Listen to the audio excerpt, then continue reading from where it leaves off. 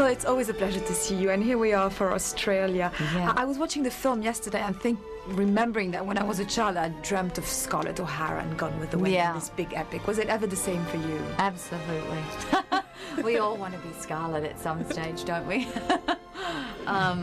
Yeah, and I think that this is in the vein of, this is where Baz pays tribute to those big films like African Queen and Gone with the Wind and Giant, and there's references to all of those in this film.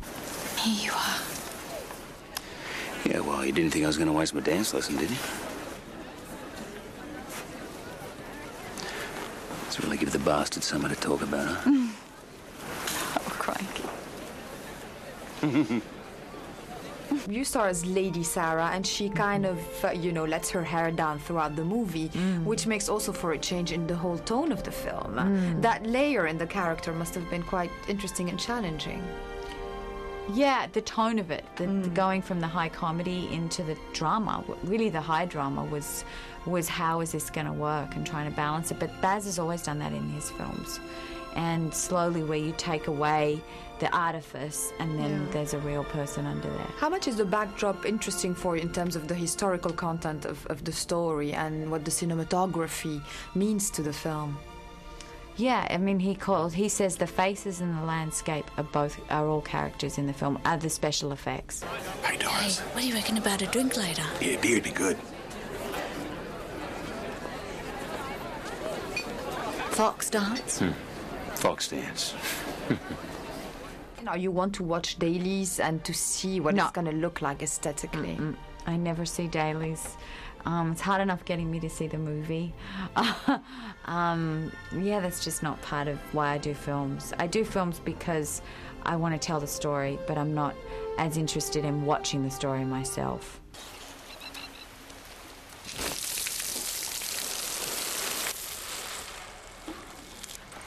Hey, Miss Boss. Like Mrs. Boss? Mr. Driver, Yeah.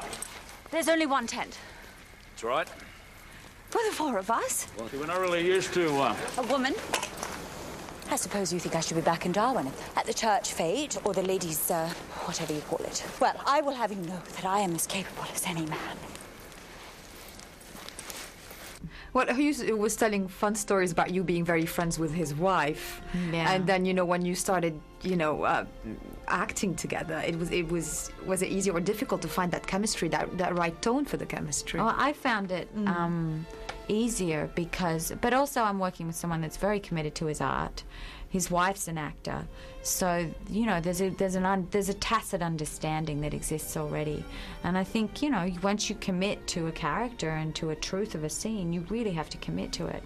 Do you find that life and art do things properly in the sense of you doing a movie about motherhood and the discovery of motherhood at a time where you had discovered yourself?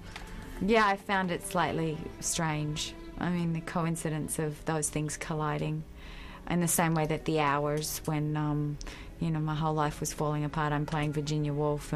The same way when this film, suddenly getting pregnant and becoming a mother again, and all of those emotions were so present within me and so raw and available. Well, final question. Will you warn her against the inconveniences of fame? How will you manage it?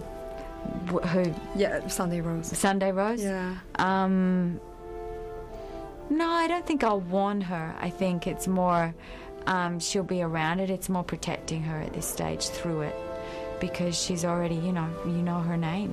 That's not normal. So it's me being still very protective of her and not being overly protective. So allowing her a little bit, but not having her too exposed.